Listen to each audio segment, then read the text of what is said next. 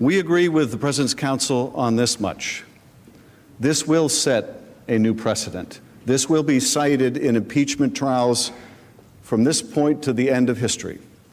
You can bet in every impeachment that follows, whether it is a presidential impeachment or the impeachment of a judge, if that judge or president believes that it is to his or her advantage that there shall be a trial with no witnesses, they will cite the case of Donald J. Trump.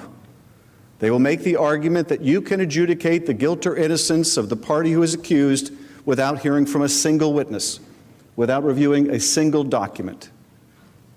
And I would submit that will be a very dangerous and long-lasting precedent that we will all have to live with.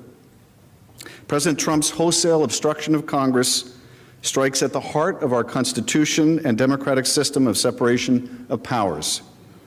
Make no mistake, the President's actions in this impeachment inquiry constitute an attack on congressional oversight, on the co-equal nature of this branch of government. Not just on the House, but on the Senate's ability as well to conduct its oversight, to serve as a check and balance on this president and every president that follows.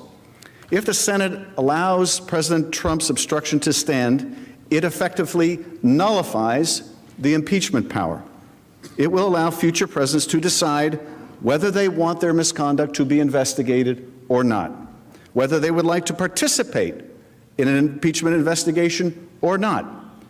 That is a power of the Congress. That is not a power of the president. By permitting a categorical obstruction, it turns the impeachment power against itself. How do we respond to this unprecedented obstruction will shape future debates between our branches of government and the executive forever. And it's not just impeachment. The ability of Congress to conduct meaningful and probing oversight that by its nature is intended to be a check and balance on the awesome powers of the executive branch, hinges on our willingness to call witnesses and compel documents that President Trump is hiding with no valid justification, no precedential support. If we tell the president effectively, you can act corruptly, you can abuse the powers of your office to coerce a foreign government to helping you cheat in an election by withholding military aid, and when you're caught, you can further abuse your powers by concealing the evidence of your wrongdoing, the president becomes unaccountable to anyone. Our government is no longer a government with three co-equal branches. The president effectively, for all intents and purposes, becomes above the law. This is, of course, the opposite of what the framers intended. They purposely entrusted the power of impeachment to the legislative branch so that it may protect the American people from a president who believes that he can do whatever he wants. So we must consider how our actions will reverberate for decades to come and the impact they will have on the functioning of our democracy. And as we consider this critical decision, it's important to remember that no matter what you decide to do here, whether you decide to hear witnesses and relevant testimony, the facts will come out in the end. Even over the course of this trial, we have seen so many additional facts come to light. The facts will come out.